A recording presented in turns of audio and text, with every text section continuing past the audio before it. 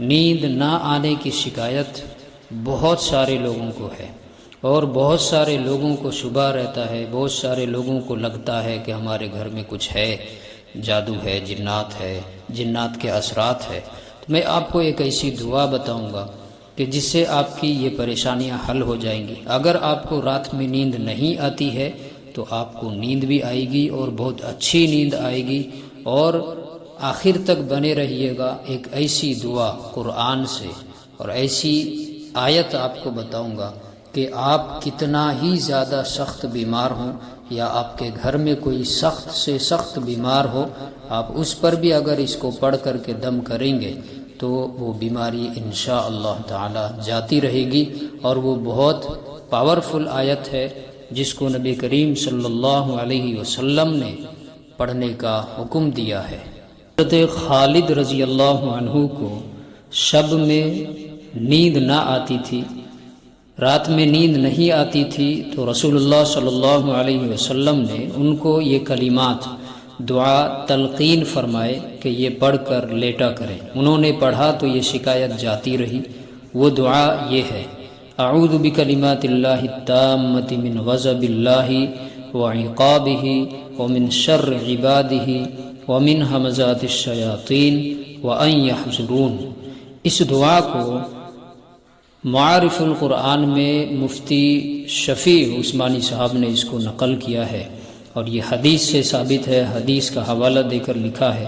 اس کے علاوہ اس کا یہ فائدہ بھی ہے کہ آپ اس کو پڑھتے ہیں تو آپ کے گھر سے شیاطین اور جنات کے جو حملے ہوتے ہیں، جو جناتی اثرات ہوتے ہیں شیاطین کے، اور غصہ وغیرہ جلدی آتا ہے تو وہ بھی جاتا رہے گا۔ کوئی کتنا بھی زیادہ سخت بیمار ہو، کوئی سی بھی بیماری ہو، چاہے لا علاج بیماری کیوں نہ ہو، اس آیت کو پڑھے اور دم کرے، انشاءاللہ تعالی اس مرض سے چھٹکارا مل جائے گا۔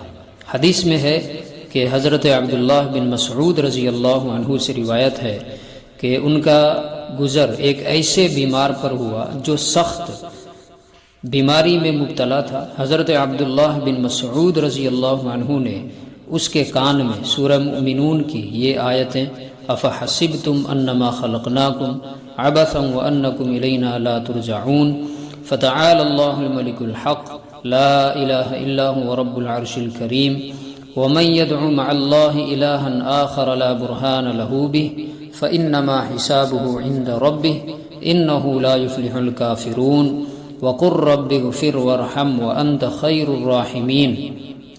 پڑھ دی، وہ اسی وقت اچھا ہو گیا۔ رسول اللہ صلی اللہ علیہ وسلم نے ان سے دریافت کیا کہ آپ نے اس کے کان میں کیا پڑھا؟ عبداللہ بن مسعود رضی اللہ عنہ نے عرض کیا کہ یہ آیتیں پڑھی، افحسبتم سے آخر سورت تک۔ رسول اللہ صلی اللہ علیہ وسلم نے فرمایا کہ قسم ہے اس ذات کی جس کے قبضے میں میری جان ہے، اگر کوئی آدمی جو یقین رکھنے والا ہو یہ آیتیں پہاڑ پر بھی پڑھ دے تو پہاڑ اپنی جگہ سے ہٹ سکتا ہے۔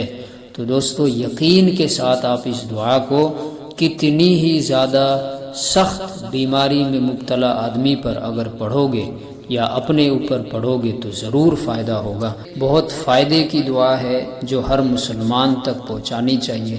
آپ اس کو زیادہ سے زیادہ شیئر کریں۔